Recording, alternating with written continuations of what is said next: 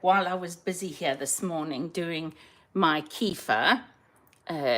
Some people say kefir, and there's various ways to say it. I say kefir, Kefir, and it is it's a type of SCOBY, I would say, which is a symbiotic culture of bacteria and yeast, in the same way that you get that in, let's grab a bottle here. This is a bottle of my kombucha. I had a brain moment there. In the bottom here, you can see there's a little SCOBY, which is developed in the bottle itself. And that'll continue to do that if the conditions are right. So that one's ready there. Anyway, very good for you, very healthy. So I thought I'd just give you a quick view of what I do with it and show you here. So I'm going to tilt you over. Give me a second. And give you a view of my work surface as best I can. There you go. That I think is about right.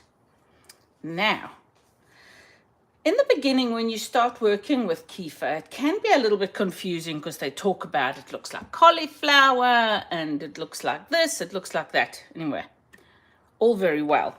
But until you've actually dealt with it yourself, it's quite difficult. It does look like cauliflower, but not the whole florets of cauliflower. It looks like when you've broken the cauliflower up. So this one I've just finished processing. So I'm going to do this one finished, and then I'm going to show you what I do from the beginning. I've got it in a stainless steel sieve, which is good. It can be a plastic sieve as well. Now, it started out in a jar, and I'll show you a jar which has got some in at the moment. This jar, if you have a look, we've got a bit of separation here. That's the whey, and this is kind of the curds. And I throw that. You can shake it first, you can give it a mix first if you want, or you can simply throw it straight into the sieve. If you throw it straight into the sieve without giving it a stir, the whey will go into the bottom of your bowl or your jug or whatever you're using. And that's really good. You can drink it on its own, you can put it in your food.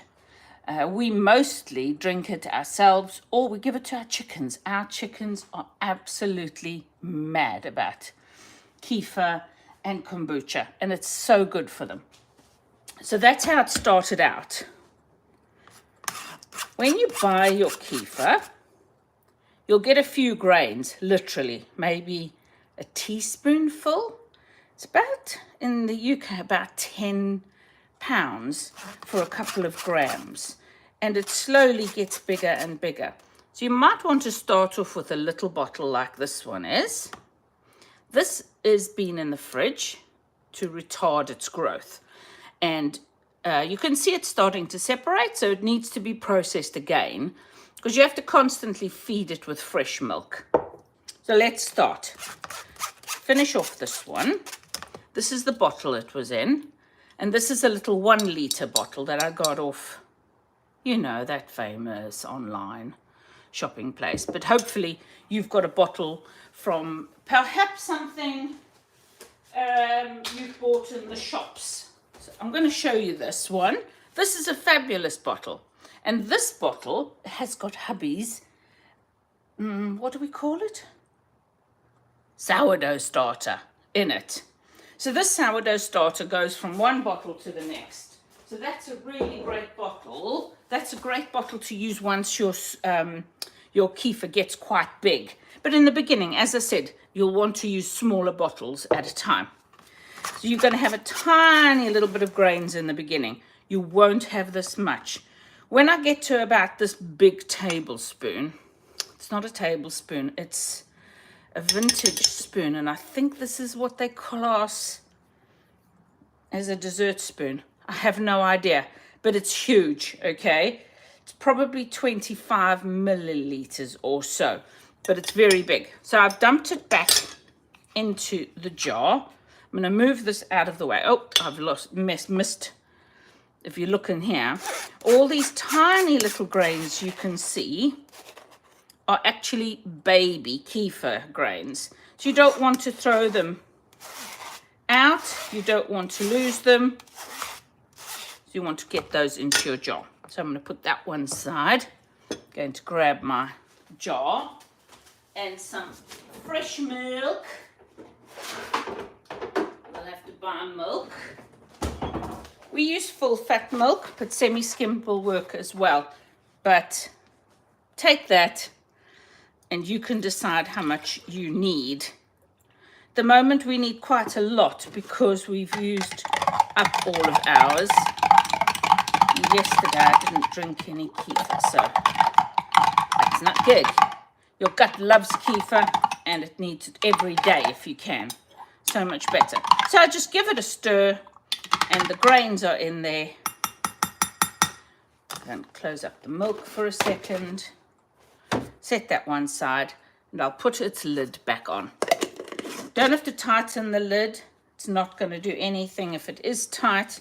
It's not active like a fermentation brew or kombucha, stuff like that. It's not quite as vigorous. As long as the lid isn't on too tight, you can also equally put a little doily or just a simple piece of cloth, a hanky, anything that you've got over the top with an elastic band or a piece of string. Something that's easy to take on and off all the time and that keeps the bugs out of your kefir. So that's my kefir for today. You can see it's in there. It's mixed up with fresh milk, ready to work on the milk. So the kefir grains are going to change the milk from a normal milk into a kefir milk or yogurt, depending on how thick it is. My understanding is that, you know what? Thick milk or thick kefir is yogurt. Thin kefir, I call it kefir milk. So there you go. That's going to go straight onto the countertop. Doesn't have to be a warm counter. I think this is something that I found. Depending on how warm the house is, and our house is very old and we switch the heating on and off all the time. So it does get quite cold. At the moment, the heating is off. I have no idea what the temperature is inside, but it can't be more than 12 degrees. And that kefir will process a little bit slower. That's the only thing you'll find.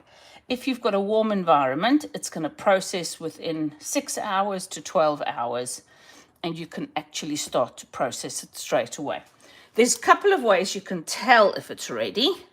So if you get the separation, you get the whey starting to form. And what happens is your kefir grains will more or less float to the top. And you can see in this one as well. This one's also been in the fridge. I've got it labeled up as kefir grains because this is kind of to retard the growth. I've got the one that I've got on the counter, which produces my kefir yogurt every day. And then I have another backup one in the fridge with about the same amount of kefir grains.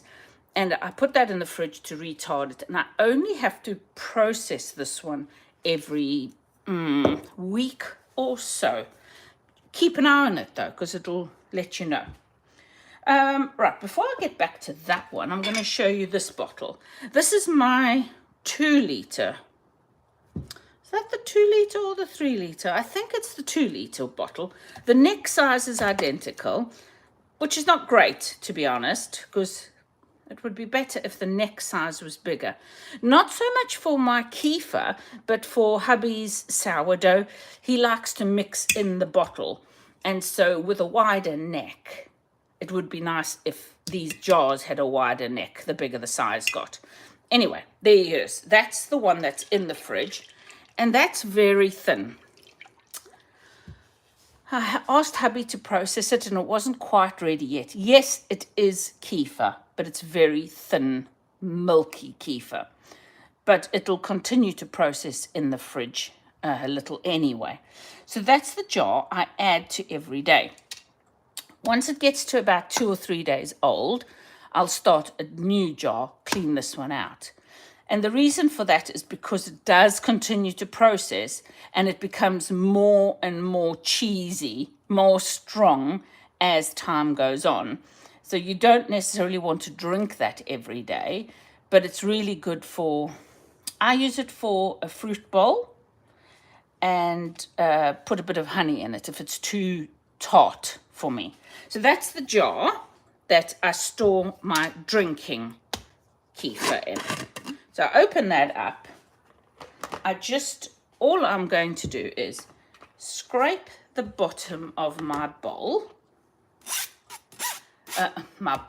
Scrape the bottom of my sieve just to get off any kefir that's on there. And the thicker your kefir is, the more you have to do this, obviously. So I'm going to tip that on its side so I can use it again. And now this is the bowl that we've just processed. And you might be able to see it's very thick in the middle and it's a bit thinner on the outside. So what I do is I just simply mix the two together. And you've got this beautiful, beautiful, thick drinking yogurt. That goes into the bowl for tomorrow. Now, remember I said to you if you don't mix the kefir before you strain it, the whey will go into the bottom of the bowl. This one, I didn't do that. So the whey is mixed into here, so it makes it a bit thicker. If I had not mixed the kefir beforehand, I would have been able to take some of the whey off, give that to the chickens or drink that, whichever you like, or use it for cooking, and then I would have had a thicker yogurt. But if you keep the whey in with the yogurt, then it's going to be a little bit thinner. So mine is a little bit thinner, but it's still a very nice consistency. So I'm just going to pour that into my bowl, my bottle, rather should I say. So I'm basically just topping up. What I don't suggest you do is top up the same jar if it's very tart. Rather use that old yogurt. Maybe it's a couple of days old, maybe it's 3 or 4 days old. Use that first, wash the bottle or jar, and then put your new kefir yogurt into the jar on its own.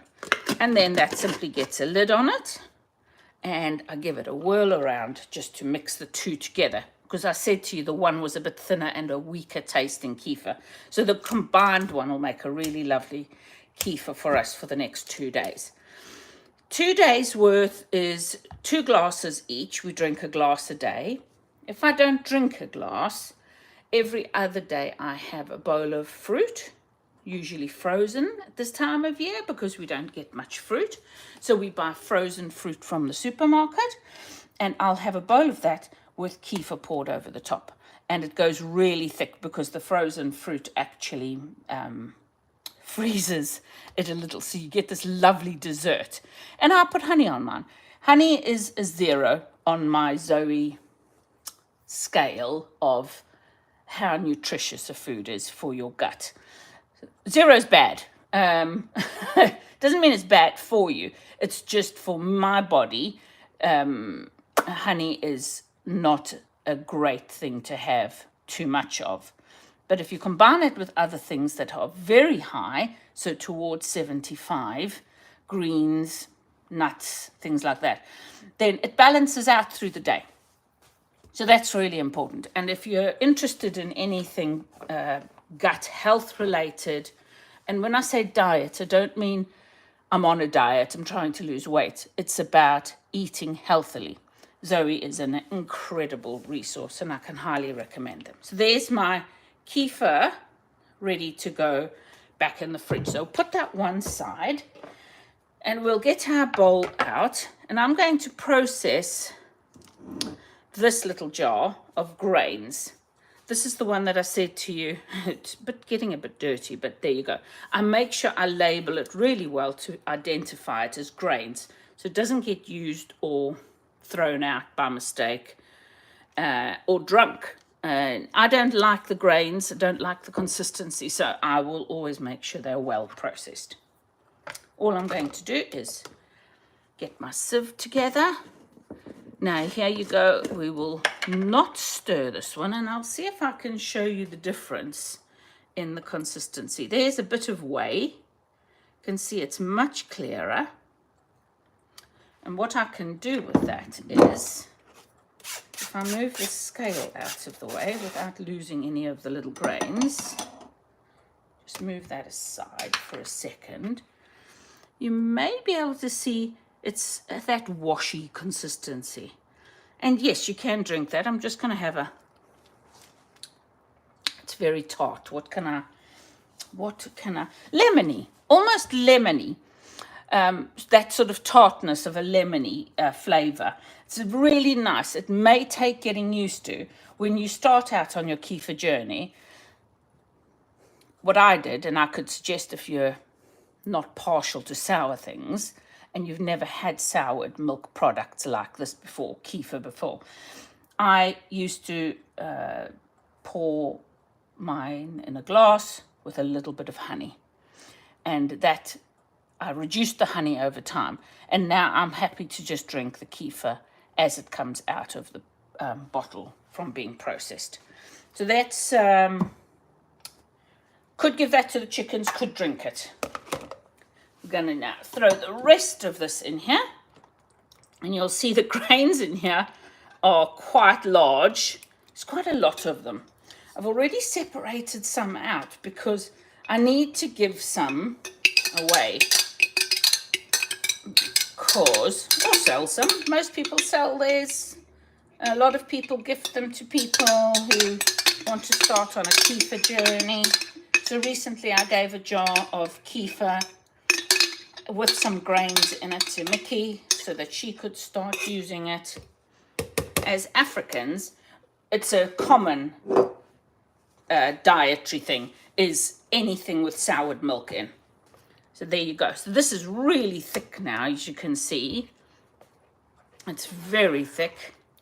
And all I do, it's a bit like folding in dough if you're a baker. And you fold it in. And as you fold, the yogurt will pour out the bottom. Because this has been standing in the fridge for well over a week to retard its growth, it won't be as sour as if I'd left this on the counter for a week. So you can revive your grains. Don't suggest you leave them out too long, but you can revive them if they've been in the fridge for a while. So you can see we're slowly getting more of the cauliflower look to it. I know some people on the internet I've seen, they wash their grains before they reuse them. None of that is necessary. It'll work exactly the same and just as well if you don't wash them. In fact, I wouldn't wash them because, hey, why wash them? And this is a culture we're talking about here. And if you wash them, surely they're going to lose some of their lovely properties. So there you go. I have got more than one of those giant spoonfuls of kefir. This could definitely go a little bit. What I would do is I would put about a tablespoon, which is about that much, into a small jam jar, about that big, filled with milk, and gift that to somebody to start their own journey. Okay. So there you go, that's what you do. So now I've got my grains all nice and separated. If I needed to, I would wash my jar, but I've only had it in there for a few. This is the first time I've used that jar and am processing this kefir. So I don't need to wash the jar out. I would definitely wash the jar out every few times I've used it. So twice maybe I'll use it, and then I'll wash it before I put my grains back in. So I just quickly wash it, have it ready, and pop the grains back in.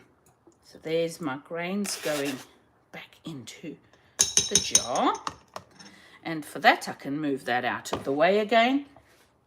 And now we're just going to repeat what we did earlier. We're going to feed, oh gosh, I'm not going to have enough milk here for my coffee. I'm going to give it a half a jar, so at least I can get some coffee. Mix it if you want to. Doesn't need mixing, but you can mix it. Put your lid back on. If you don't want to mix it, you can just give it a good swirl. And now those grains are going back in the fridge to keep them from processing the milk too quickly. So if I put this straight on the counter now, in the warmth, that amount of grain would process that 3/4 of a litre of milk probably in 6 hours or so. So you don't want that to happen. This is the one that I want to store in the fridge. So I'm going to put that one back over here for later. All right. And then I have got in my bowl the processed, just cleaning off the bottom of my sieve and just standing it upside down over here. And in the bowl now you can see at the top we've got a little bit of whey, and in the bottom is all the yogurt. And I simply mix the two together. Now what I'm going to do is I'm going to taste this, because if it's not too tart, I'm going to top the bowl up of drinkable yogurt. If it's very tart, I'll put it in a separate bowl, and that's what we'll use today to get it used up. And Mark makes curries and stuff with it. It's absolutely gorgeous, and sauces. And if you make a cheese sauce with this, it'll be divine. So that is quite tart compared to today's and yesterday's. So I'm going to leave this in a separate jar for us to drink today or tomorrow. I've got another jar here. This happens to be a honey jar from Lidl.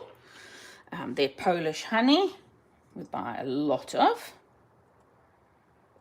Because our bees we don't take honey from our bees unless there's been a hive collapse or they've died over winter or anything like that, because we're natural beekeepers. So we don't take honey from our bees. Because let's face it, if you're taking the honey out of the hive and they run out of plants to feed on, to get nectar and that from, this is just a quick honeybee lesson. If you're taking the honey out and we have a terrible weather for April and they don't get the flowers that they're used to getting, so they can't collect nectar and pollen to feed the hive, we'd have to feed them. And what do we feed them? Sugar water. So sugar water doesn't have any of the health benefits that foraging multiple plants does. It's simply a substitute for them to survive on and to make honey from, which they then can use when there is no plant matter for them out there. There's my jar for today, so I'll put that one aside as well. So today we now got a jar for today. I have to remember all of this, by the way, because I never put notes on. This is the jar for the fridge. We've got the jar on the counter over there, which is processing for tomorrow and the next day, maybe. And we've got the jar of grains, which is in the fridge. The only one I've got left, and I can't really process it because I don't have enough milk, is this little one. So you can just pretend I've done it, and I will do it later when hubby comes back with some milk. Process it in exactly the same way. Put it back in the jar. I'll put the grains into the fridge in the grains jar. And no, I won't actually. This one, I'll process the yogurt and keep the yogurt for us. I'll leave the grains in here, and I'll top it up with milk to gift to somebody. So if there's anybody who wants to try a Kiefer journey, there you go. I have a bottle that you can try. What else can I say about Kiefer? Kiefer, right. Excuse the wild hair this morning. It's Saturday, people. Kefir, incredibly good for your gut. It's one of those things that if you've had antibiotics, which I have because of my ear infection and my lung infection, I had to have 2 bouts of antibiotics this year already. What I do is I'll try and really boost my gut health by drinking as much kefir as I can. I'm going to start reprocessing my kombucha now that it's coming up to spring again, and I'll also drink that. So I drink kombucha instead of juice. I don't drink fizzy juice. I occasionally, maybe once a week, will have 50-50 dilution of fruit juice and water, but that's very rare. So instead, I drink healthy products like that. What else? The biggest thing for me is the health benefits of these products. And honestly, it makes such a lovely dessert if you are thinking, oh, I really miss having a dessert. I'm trying to be healthier. I'm trying to lose a bit of weight for whatever reason. And the fact that you put it with fruit makes it feel really special, especially if, like me, you put honey in it. The other thing I put in mine actually is a big teaspoon of jam. So if you've got a lot of jam, which I normally have because I process and make my own jams, then I'll put a teaspoon of jam into it as well. The other thing I do is pour it over muesli for breakfast in the mornings. That's probably at least a half a glass. And then